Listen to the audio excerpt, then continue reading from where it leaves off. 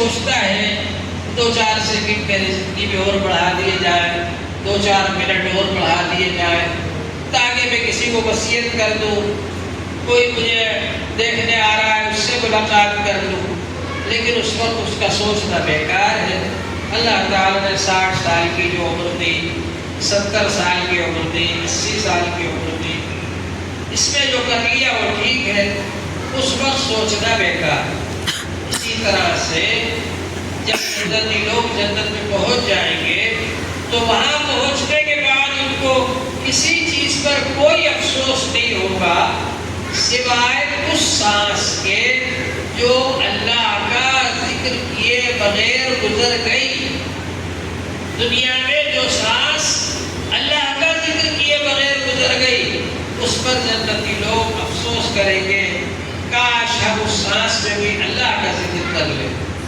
کتنی سانسیں ہماری اللہ کا ذکر کیے بغیر گزر گئی۔ اللہ کا ذکر کرنے سے دل نرم ہوتا ہے، اللہ کا ذکر نہ کرنے سے دل سخت ہو جاتا ہے، پتھر کی طرح ہو جاتا ہے، بلکہ پتھر سے بھی زیادہ سخت، اس لیے کہ پتھر تو لڑک جاتا ہے اوپر سے نیچے، پتھر میں سے تو پانی جاری ہو جاتا ہے۔ پتھریلا علاقہ ہے، وہاں کھدائی کرے پانی نکل آئے گا وہاں سے، پہاڑ میں سے آبشاریں نکل آتی،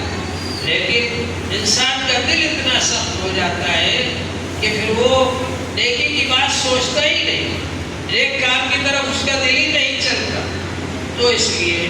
ہم لوگوں کو ذکر کرنا چاہیے۔ ذکر سے